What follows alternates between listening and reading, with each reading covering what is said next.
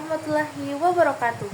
Halo teman-teman, perkenalkan nama saya Nurahmi Paneo dengan NIM 841424077 dari kelas C, jurusan Ilmu Keperawatan Fakultas Olahraga dan Kesehatan. Di video kali ini saya akan menceritakan pemberontakan Republik Maluku Selatan, di mana ini merupakan salah satu contoh kasus disintegrasi nasional yang pernah terjadi di Indonesia. Video ini dibuat untuk memenuhi tugas mata kuliah kewarganegaraan. Disintegrasi nasional adalah salah satu permasalahan serius yang mengancam setiap bangsa dan negara, terutama bagi negara yang multikultural dan multietnis seperti Indonesia. Salah satu contoh disintegrasi nasional yang pernah terjadi di Indonesia adalah pemberontakan Republik Maluku Selatan. Pemberontakan Republik Maluku Selatan atau RMS terjadi pada tahun 1950 di Ambon dan beberapa wilayah lain di Maluku. Gerakan ini dipimpin oleh Dr. Christian Robert Stephen Soemokil, seorang mantan pejabat tinggi negara Indonesia Timur atau NIT. Pada tanggal 25 April 1950, Soemokil memproklamasikan berdirinya RMS dengan tujuan memisahkan Maluku dari Negara Kesatuan Republik Indonesia atau NKRI. Pemerintah Indonesia segera menanggapinya dengan mengirimkan pasukan militer untuk menumpas pemberontakan tersebut. Setelah melalui pertempuran sengit, pasukan Indonesia berhasil menguasai Ambon. Soemokil kemudian melarikan diri ke Pulau Seram dan terus melakukan perlawanan, hingga akhirnya tertangkap pada tahun 1963 dan dieksekusi pada tahun 1966.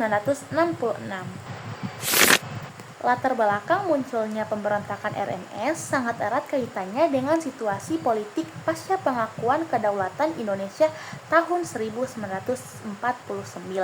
Setelah dibentuknya Republik Indonesia Serikat atau RIS, Maluku menjadi bagian dari negara Indonesia Timur atau NIT yang masih banyak dipengaruhi oleh Belanda.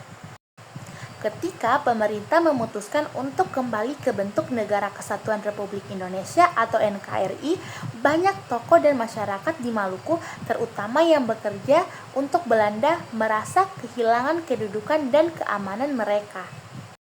Selain itu, keberadaan anggota KNIL atau Tentara Kerajaan Belanda menjadi salah satu faktor penting. Mereka takut kehilangan hak, jabatan, serta jaminan hidup setelah KNIL dibubarkan. Belanda pun turut memperkeruh keadaan dengan memberikan dukungan politik dan militer secara terselubung kepada kelompok yang ingin memisahkan diri. Maluku sendiri memiliki sejarah panjang sebagai pusat misi Kristen dan kolonialisasi Belanda, sehingga sebagian masyarakat merasa lebih dekat secara budaya dan sosial dengan Belanda dibandingkan dengan negara sendiri atau pemerintah pusat di Jawa. Di sisi lain, ketidakmerataan pembangunan dan perhatian pemerintah terhadap wilayah timur di Indonesia menimbulkan perasaan terabaikan.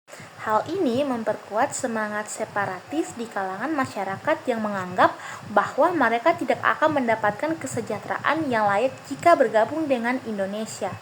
Faktor-faktor inilah yang kemudian mendorong lahirnya proklamasi RMS atau Republik Maluku Selatan sebagai bentuk perlawanan terhadap pemerintah pusat. Untuk mengatasi pemberontakan ini, pemerintah Indonesia melakukan langkah-langkah tegas dengan mengirimkan pasukan Angkatan Perang Republik Indonesia Serikat atau ABRIS untuk menumpas RMS dan memulihkan keamanan di Maluku.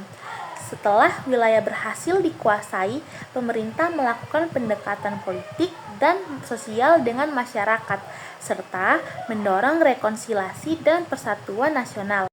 Selain itu, pemerintah juga memperkuat pembangunan daerah dan kesejahteraan masyarakat Maluku agar rakyat semakin merasa menjadi bagian penting dari NKRI dan tidak mudah terpengaruh oleh gerakan separatis di masa depan.